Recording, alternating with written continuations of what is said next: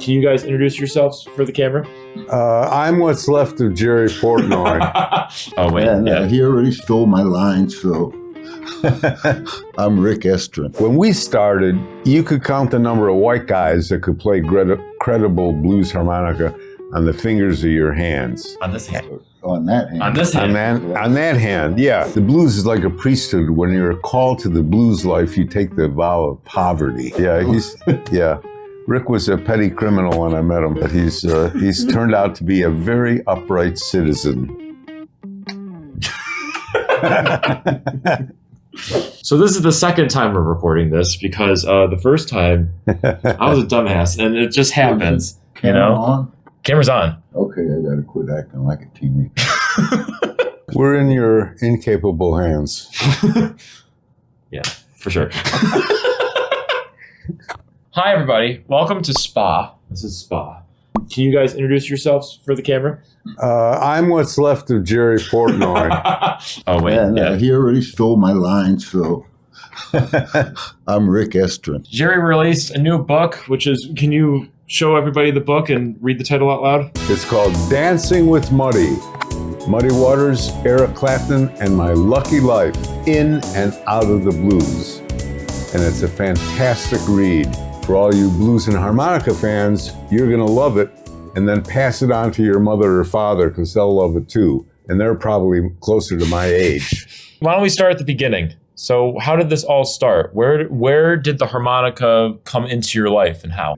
Well, I'm from Chicago, and after I got out of the Army, I moved out to San Francisco in January of 1967, and I was out there for the Summer of Love. And then after a tragic love affair, I decided to bum around Europe. So I was over at a friend's house before I left, and he had a harmonica sitting on his mantelpiece. Now, I had always loved music, but I seemed to be inept at everything I tried. Everything required some kind of digital dexterity and coordination with your hands or your feet or something. I picked up the harmonica and I figured, well, low notes here, high notes here, breathe in, breathe out. I can do this. And also, I happen to be kind of oral. I don't know what it was, traumatic weaning or something, but I had to be either flapping my jaws or shoving something in my pie hole or kissing my girlfriend or smoking a cigarette, something with the mouth. And the harmonica was a strictly oral instrument. I just had a sense that I could do something with it. Got it. So my friend told me, take it with you when you go to Europe, and I did, and I was in Sweden, and I was staying at this kind of hippie crash pad, and they did have a phonograph there. And one day I wandered into the downtown area, and I stumbled across an LP called The Blues of Sonny Boy Williamson. The cover featured Sonny Boy in profile with a harmonica stuck in his mouth the long way. And I said, well, this looks pretty interesting. I gotta buy this. So I bought it and I took it back to the pad. First, I dropped some acid. Second, I dropped the record on the turntable. And when I heard that sound, I mean, it was instantaneous. My life changed in that instant. Oh yeah, for sure. I became obsessed. I said, I got to learn how to do that. You know, I was set on coming back to the United States and figuring out how to go about mastering that instrument. I love the story next with Rick, because Rick is like the very early part of your harmonica career. And oh, yeah. That's why I love having you here, because it just kind of fills out the story. It's such a cool interaction of how you guys first met. It's great. I mean, we go back, we've been best friends for 55 years. After I came back to the States, obsessed with learning the harmonica, I stopped briefly in Chicago and then returned to San Francisco. You know, I was trying to find as many blues records and harmonica records as I could, and they weren't easily found. But there was a little record store on the corner of Stanley and Frederick, right across the street from the entrance to Golden Gate Park. And the owner played harmonica, and he liked blues. And so his little record store had a better selection than most of them. So I'm in there one day flipping through the LPs in the blues bin, and I feel this looming presence over my right shoulder. And all of a sudden he leans in and says, "Oh, you dig that shit too, huh?" And I turn around, and there's Rick Estrin, 19 years old, big mustache, big nose. And we've been like that ever since. Well, in the harmonica world, it's always nice knowing somebody that is like-minded, like you're in the same age bracket. It's a really interesting bond that you have with those people, and it's just really cool. Well, it's great to have, old friends. They're the best. I mean, we go to, and really for us, it's so satisfying. It's hard to communicate to other people, but we started out, I go over to his crib and we'd be fooling around. Like Rick said, he'd learn something to show it to me. I'd learn something to show it to him. And we'd have these fantasies about really doing something with it. The odds on any one of us doing anything with it in a significant way were pretty slim. 55 years later, the fact that we both have phenomenal careers is just so satisfying. 3 years ago, we were together on the Lucerne Blues Festival in Switzerland, one of the really great blues festivals of the world. Yeah, it's never far from our minds. We look at each other like, how did we do this? It's very satisfying. It's wonderful. Well, I'm like both huge fans of both your work and the styles and the way you guys carry yourselves on stage. It's just incredible. It's awesome for a young harp player. Rick, one thing we didn't do last time was I didn't ask you any questions if you had anything of Jerry's book that you thought would be really cool to talk about. Well, there's a couple of things that left out of the book that. Now I should have given you a microphone because he sent me his first draft, and I went through it, and I tried to help. Right? It was very helpful. Good comments. Some suggestions and things, but there's a couple of my suggestions that I don't know if he was feigning, considering putting them in there just to appease me or something, but he ended up leaving them out, and I thought it would have been a much more compelling read if he'd included a couple of these incidents that would have, just he's referring more or to less flesh things out, no pun intended. Yes, flesh is the operative word. They were salacious stories, and one thing I didn't want to do in the book, a lot of rock and roll biographies and memoirs are, full of trash hotel rooms and sexual escapades and debauchery of one sort or another. I really didn't want to do that. I touch on some of my more skeevy activities in a little low-key way. But the thing about it is, in your case, that was such a major component of everything that motivated you back then. Well, I was a young man. Come on now. Right, but even I was a young man too. But I was still. You had a little more self-control than I did. Jerry's head was on a full swivel back then. So anyway, but it was fun reading it. It made me think, well, write your own book, asshole. Yeah, right. And you should do it too, because you got stories, and also it's. Rick is a great writer too. So you're learning harmonica. How long have you been playing it? Like this point when you met Rick, was it 5-6 months, right? Yeah, probably about 6 months. Okay. Yeah. So let's start with how you started to get with Muddy Waters. Let's kind of lead to that problem. I started with Johnny Young, the great guitar and mandolin player. And I played with Sam Lay, and I was in the house band at the Checkerboard Lounge. So I was playing around Chicago and around the Midwest with people. And then I got a job through a bit of chicanery at Cook County Jail. I was driving a cab. I wasn't making much money because I'd get in the back of a long hotel line, and I had a little tape recorder with me and some blues tapes, and I'd practice till I got up to the front of the line. Then I'd hope for a short fare so I could just drop the guy and get back in line and play some more. Yeah. So I was making good progress on the harp, but it wasn't making much money. So eventually I was forced to look for a real job, and I saw an ad in the paper for a job at Cook County Jail with the Illinois State Employment Service, and you had to take a civil service test to get the job. And also, you had to submit a college transcript. You had to be a college graduate. I was out to dinner with my girlfriend and another couple, and I mentioned this at dinner, and I said I had to be a college graduate, so I guess I can't qualify for it. And he pipes up and says, well, I always wanted to try my hand at forgery.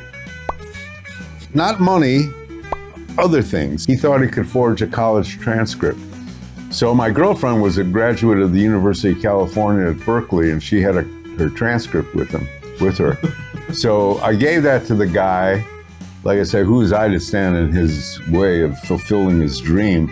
So I gave him Luella's transcript, and he used that as a model and template. And he came back a week later. I ordered a syllabus for the University of California. I picked out my grades.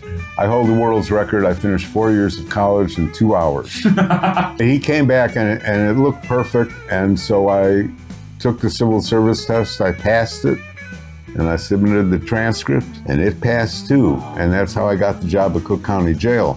And I was working there when I got the job with Muddy.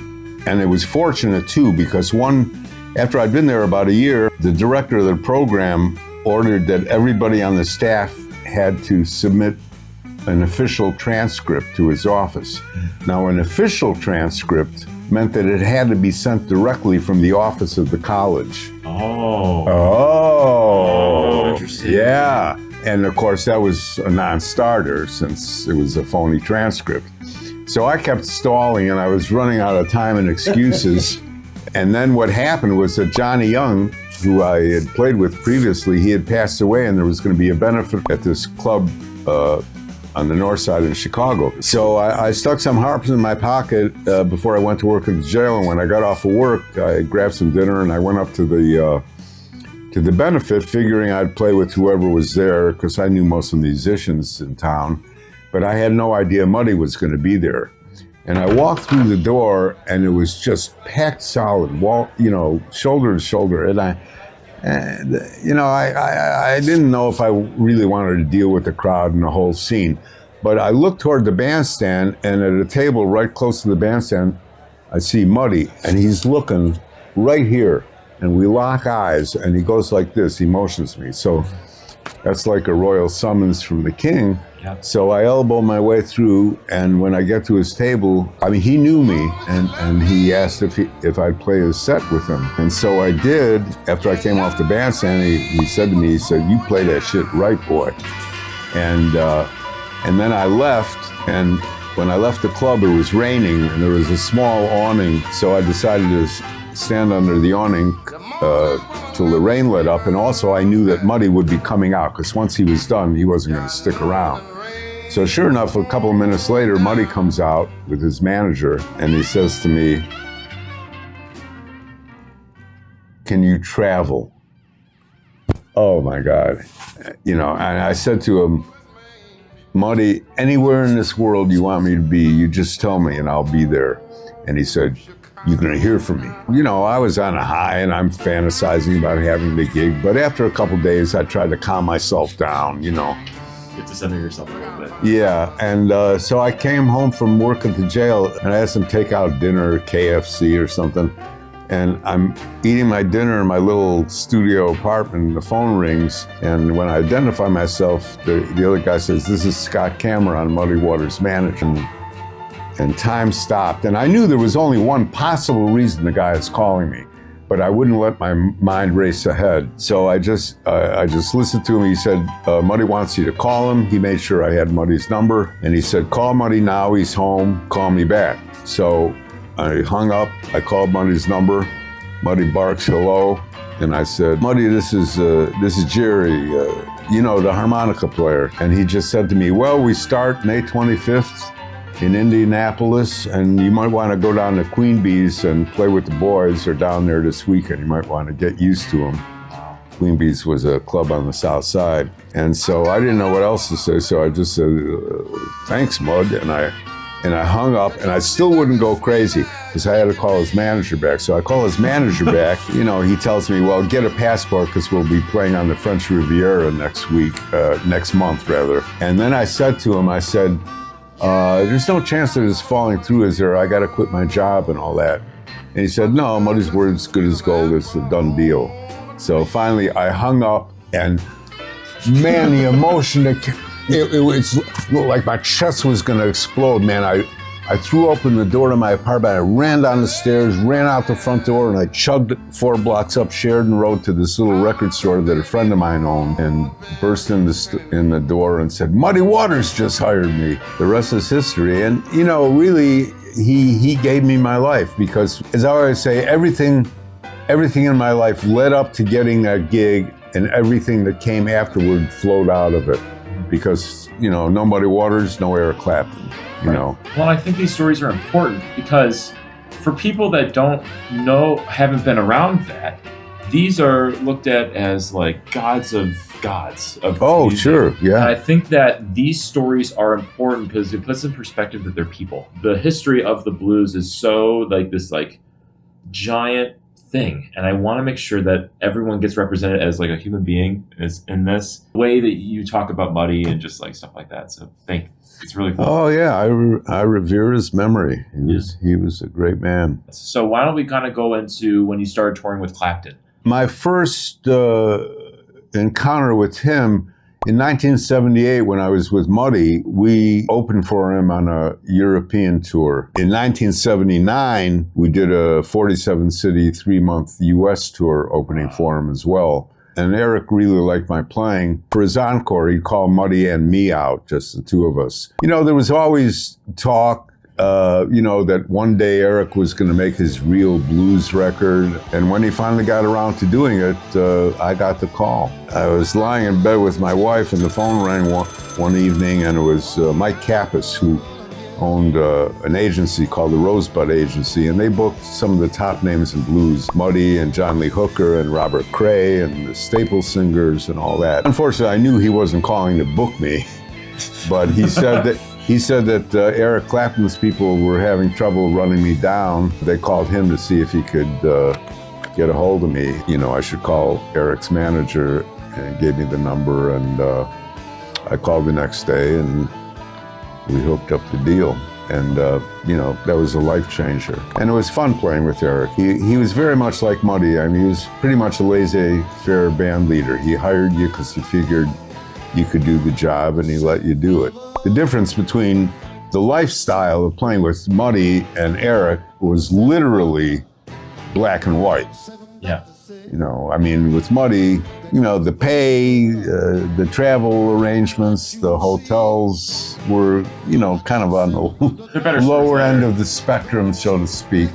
But with Eric, you know, you're staying in 5-star hotels and jetting around in private jets and limos and all that. Between the two, I prefer, lifestyle-wise, I certainly preferred Eric's. Yep. And two, one of the more dramatic things about that journey was that, you know, there was a gap between when you left Muddy, you had the legendary blues band, and then you left that band, and then there was a kind of a lull in your career for a few years, and then you got the call from Eric. At the point I got the call from Eric, that was in November of 1990. I had my own band, and we were, you know, playing around the East Coast, but you know, when you're playing blues and, you know, these little clubs, I mean, they didn't pay much. I mean, you're scuffling just to survive. And, you know, I was kind of depressed. I'd been divorced, and I missed my kids. And, you know, I wasn't in the greatest emotional shape either. The blues is like a priesthood. When you're called to the blues life, you take the vow of poverty. I had been scuffling for a long time, and all of a sudden, well, I'd been with Eric a year or a couple of years or something like that, and we were playing in Chicago. I'm staying at the Ritz-Carlton. Oh. And you know, I'm living the high life. And now, for the first time in my life, I have some money. So Rick was playing at this club in Chicago called Fitzgerald, and Kim Wilson, another dear friend of ours, Kim and I hooked up and went to see Rick. And then I invited them to brunch at the Ritz-Carlton for their Sunday brunch, because it was a Saturday night. In 1992 or 3, brunch was $50 a pop. Ooh. Oh, I have no idea. The bill was I remember, and if the bill was more than $150, it was because Larry ordered champagne or some shit. Yeah, Kim showed up with Larry Taylor, a great bass player, and he orders a fancy bottle of wine and all this. No, the bill was like $300. Okay, well, anyway, it was impressed the hell out of me, man. Brunch, what? You know? Yeah. No, I think the bill was something a little over $300 or something. And I've never been happier to pick up a check. Man, it gave me so much satisfaction. There was quail wings. You know, yeah, quail eggs. It was a buffet. You'd go up there and get this stuff, but it was and all this sushi and stuff. Man, it was killer. But Jerry was so moved, when it just all sunk in that he was able to do this for his friends, and he almost watered up, man. Yeah. Well, it's the moment where you're like, I made it. I can do it. I can have fun with my friends and just kind of just chill out. It was, well, first of all, my friends helped me out. Yeah. Too, and it was so great to be on the other side and be able to do something for them. I mean, we went out, we had this fabulous buffet, we were drinking wine, and for me to be able to say, it's on me, boys. I mean, it was really satisfying. Because the life of a road musician, especially if this is the kind of music you're playing, it's not easy. It's a life of ups and downs, and mostly downs. But you do it because beats labor. Yeah, it beats labor. I mean, I think this is true for both of us. We were too lazy to work and too nervous to steal, so we had to become a musician. I became too nervous to steal. Yeah. Rick was a petty criminal when I met him, but he's turned out to be a very upright citizen.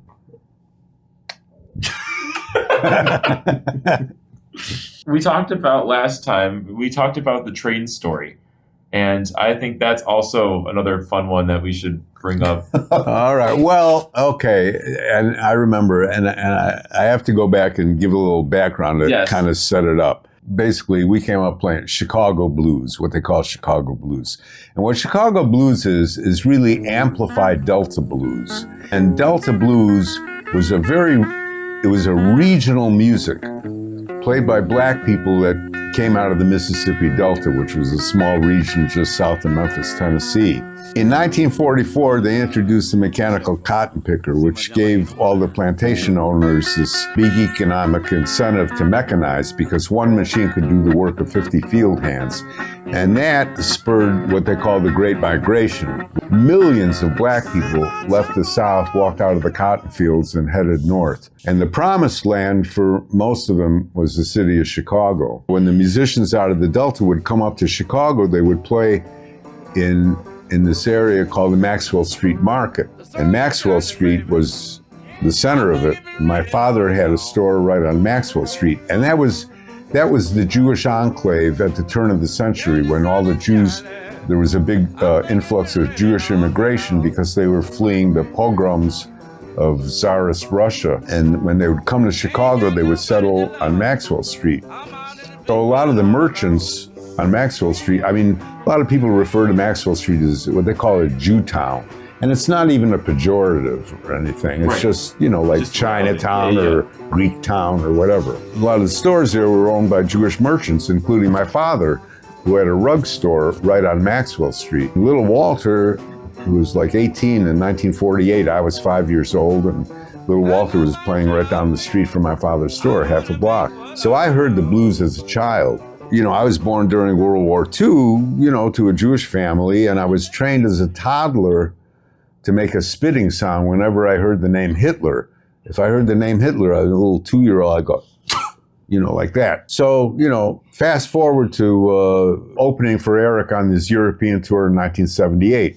So we were traveling around in a bus, but Eric was traveling around in a private railroad car. And so at night, it was in the railroad yard. So one night after the show, Eric invites me back to have dinner with him in his railroad car. And so I'm sitting there, and they're serving us, steak and fresh steamed carrots, and there's damask tablecloths and beautiful service, silverware. And Eric mentions to me that the railroad car we were dining in had previously been the private railroad car of none other than Hermann Goering, who was the #2 Nazi, only behind Hitler himself and the head of the Luftwaffe. You know, I'm not religious. I'm not observant. I really pay no attention to it pretty much. But all of a sudden, the little Jew boy heart was beating like that. I was thrilled. It was like the revenge of my people or something like that. Because I'm now dining in splendor in his private railroad car while Fatso Goering is spinning in his grave. It was a satisfying moment in a certain sense, yeah. No, the reason why I like that story is because you have 3 schmucks right here, and I always think that's pretty good fun. Well, I you know, it's odd. I mean, Ray Charles even said that if a white guy could ever sing the blues, it would be a Jew. Oddly enough, there are a number of Jewish blues musicians. There's a lot of Jewish harmonica players in general. Just like if we narrow it down, I mean, like if you really think about it. Oh, Yeah, yeah. a lot. Yeah. So we're everywhere. We expand. I want to make sure everything's going still. So Yeah, make sure the sound is working. yeah, right. I don't want to get a email from you tomorrow saying, "Oh, sorry, the video didn't work this Oh time." no, I've been doing like lightning round questions with everybody. Some of them I don't think apply here, but I think one is, who's the most underrated harmonica player in your eyes? And this goes for both of you, so I'm going to ask both of you this question. Well, I don't know. You know, I mean, if you're talking about blues, Yeah, let's start there. I suppose for public recognition, you know, Steve Geiger is terrific. I think in a small circle, he gets the recognition he deserves, but to the general public, his name is pretty much unknown. The thing is, when we started, you could count the number of white guys that could play credible blues harmonica on the fingers of your hands. On this hand. On that hand. On this hand. On that hand, yeah. Because you didn't have to use all your fingers, you know. But now they're behind every bush, you know, and you go all over the world and there's, you know. But that's changing too, because a lot of people are playing different kinds of things now. Right. Oh, yeah. Different kinds of things. And even people that are thought of as playing blues now, it's Much infected with that more, you know, modern approach, which Yeah. is fine. I got a parochial kind of idea of what it ought to be. Yeah. Well, because we learned, we played with the originals and, you know, with the original style, and that's what drew us into it, and that's what we really like. And I mean, we appreciate, yeah, me too. I just wanted to sound official. Yeah, yeah. I mean, I appreciate the musicianship and the skill it takes to play other kinds of things, but for me, that's what drew me in, and that's what I still love. Yeah. You know. Well, and as I've talked about with you guys, my teacher was Wallace Coleman, who used to play with Robert Lockwood. Yeah. That's always been the heart of my playing. Even if I am a really fast player playing all this intricate stuff, like I'm always kind of coming back to Sonny Boy 2 and Wallace and all those guys, you know, and it's just those were always the groundwork and the foundation for what I am. And I don't try not to forget where I come from, you know, because that style is a true American art form. Oh, absolutely. And I think a lot of people forget that it is a true American art form and that it stems, every piece of music that we've really had came from that. Everything, you know? Well, yeah, blues is the foundation of American music, jazz and all that.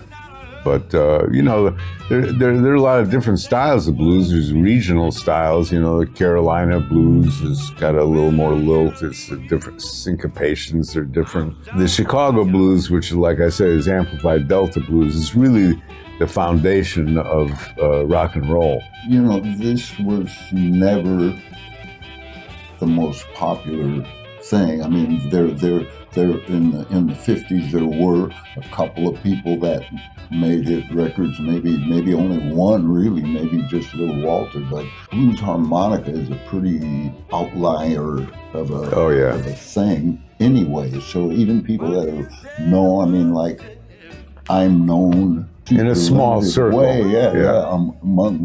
Among here at Spa, we're stars. Yeah, right. So, put us on the street and nobody knows who we are. That's why we're hiding in this hotel room. That's literally the reason why. So who knows if you're under-recognized, if just the in crowd of a few, harmonica in here, know who you are.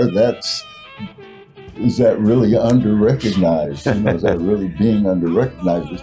It's not a popular kind of music, No, for sure. Well, and also, but, I would agree with Jerry that Steve Geiger's somebody I like to listen to, a guy that I sort of was a mentor to me when I was a teenager. This guy, Roger Collins, he would always say, it's many things.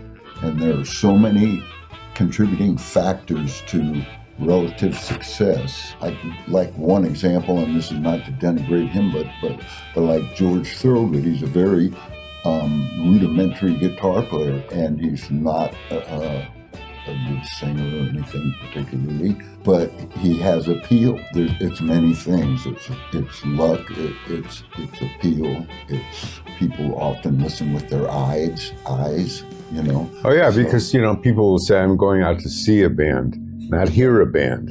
See a band. More and more, people respond to spectacle rather than what they're listening to. And, you can be a very flashy guy and be a shitty harmonica. Yeah, jumping around, wearing crazy outfits, or running up and down the stage, whatever.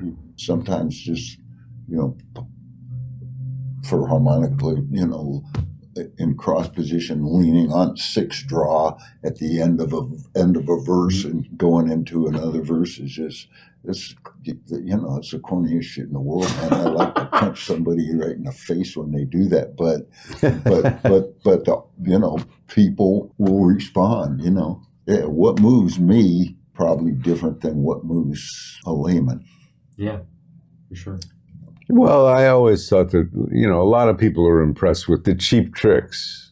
They're impressed with flash and fast playing and stuff like that. But the thing that really moves people, and one of the great things about the harmonica is the capacity for different sounds.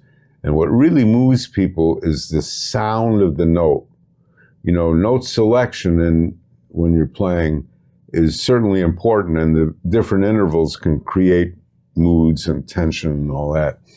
But it's the actual sound of the note itself that gets up in people's chest, and really moves them. And that's why it's more critical when you play slow blues, because if you're playing fast, the notes go by very fast, and they don't resonate each individual note doesn't resonate in the listener. But in slow blues, with more ambient space around the note and more sustained notes, the note itself has to carry something. It's got to have some weight, right? So, that's what I always concentrated on. And almost every instrumentalist will tell you, especially, horn players, tone is, even guitar players, any time you play music, it's the sound that counts. Right. And, and really blues to me, it's a simple music, and the critical part is, and the first order of business on any instrument is make a good sound come out of your instrument and just know where to put it. Know where to put it's a big deal too. Yeah. Absolutely. So that you kind of lead me into probably my last question. So is there any musician that's not a harmonica player that you've been inspired by in your career? Oh God. What's the top? Is there one that sticks out more than any? Millions of them, but one guy that comes to mind for me right off the top of my head is Illinois Jacquet. But I toured with him. Oh yeah? We were playing the Nice Jazz Festival, and Illinois Jacquet was over there, and Lionel Hampton, and Zoot Sims, and all these great players. Illinois Jacquet, he had a little bit of attitude about this white drummer. It was actually Chubby Jackson's son. Chubby Jackson was the bass player that played with Lionel Hampton. Illinois Jacquet didn't like him, and he just said, "That white motherfucker." But regardless, But he's great, yeah. I'm just talking about on record. Oh yeah. No, he was great. And also Willis Jackson. Willis Jackson, Gator Tail, yeah. Same thing for me. Guys like Joe Houston, Gene Ammons. Yeah, stuff like that, like soul jazz kind of stuff. After Little Walter, I mean, harmonica players are always,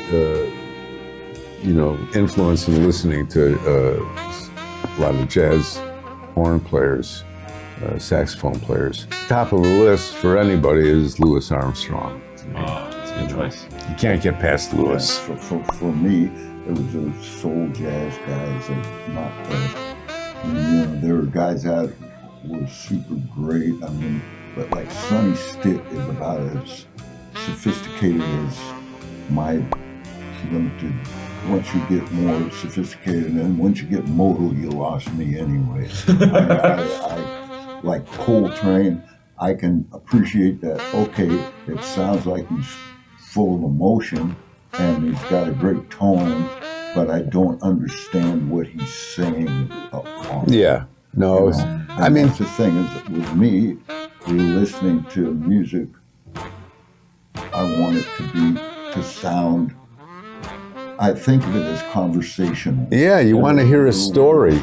Whereas a lot of people, and I'm sure this is accurate, is they'll say, well, music is abstract math, and I'm sure that makes sense, and I'm sure that's correct. But to me, I hear it as language. Oh, absolutely. That's a good question to lead into. So, with young harmonica players or people that are just starting out the instrument, like, what's your first piece of like big advice that everyone kind of gets wrong? Stay in school. Get a backup.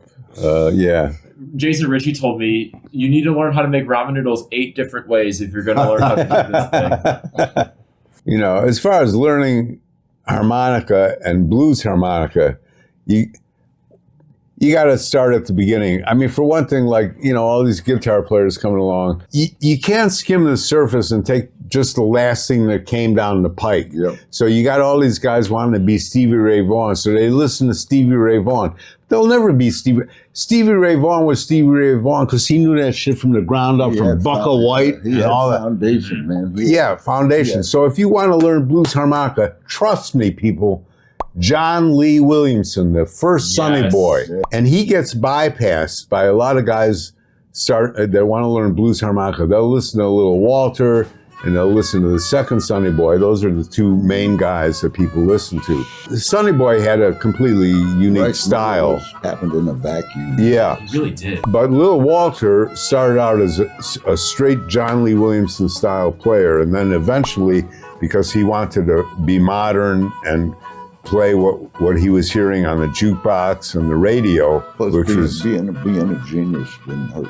I mean, he translated the jump bands and the saxophone-led music of the time in the late 40s, which were these little jump bands, and he put it on the harmonica and just changed the whole game. Envisioned the whole thing. His foundation was John Lee Williamson, and you can hear it not only in his early recordings where he plays like John Lee Williamson, but even some of the later stuff, you could play John Lee Williamson to some of his stuff and it would just fit perfectly. And to me, a lot of it, the foundational aspects of it that translated to even his later recordings was the use of the third whole blow and the second whole draw, and how they work in conjunction with each other. It's like a push-pull thing, and it creates a natural, buoyant feeling that missing in a lot of guys that are even excellent players that are trying to play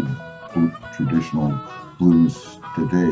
There's that lift that Little Walter had. To keep a continuum of sound and rhythm going, even when it's not audible all the time. Because 2 draw and 3 blow are the same note, and so you're able to get rid of error or take error in and keep that rhythmic breathing flow going. Learning how to use that is actually important. Yeah, the way they work off each other, and even like I said, even when One of them, one or the other, is almost inaudible, but it still creates that little springboard that keeps the thing, Yeah. like keeps a lift in there. Does that make sense? That makes a lot of sense. Okay, now go practice. Yeah, right. So while we wrap up, Jerry, tell me where everyone can get your book and kind of give me like a good rundown. Dancing with Muddy. It's a fabulous read. You can get it at Amazon, Barnes & Noble, or your local bookstore. It'll shock a lot of people because it's literature, damn near. I mean, the beginning of that book is literature, man. It'll blow your mind that a harmonica player could actually write like that. I mean, we're coherent. I know it's shocking to people that it is that I'm. Didn't shock me because I knew you, but yeah, I knew I can write a little bit. I knew that it would just people would be amazed because. Yeah, because it's like a legitimate writer. Yeah, it's a great read. I mean, one of the most satisfying things is that people say I couldn't put it down. It was a page turner, and that was my goal. It was to tell a good story from beginning to end, so that once you start it, the narrative just really keeps you rolling. Mm. So, I mean, I'm as proud of this as anything I've ever done in music. In a nutshell, get the book.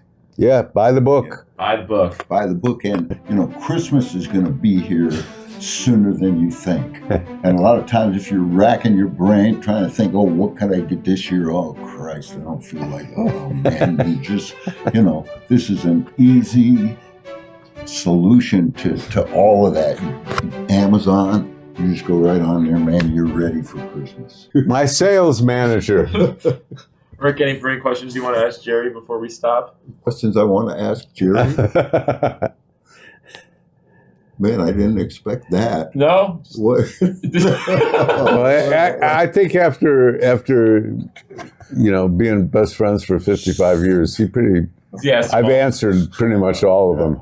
Yeah. I know stuff about him that that he you can't say in front of a camera. Well, not only you can't say in front of the camera, he don't even know it.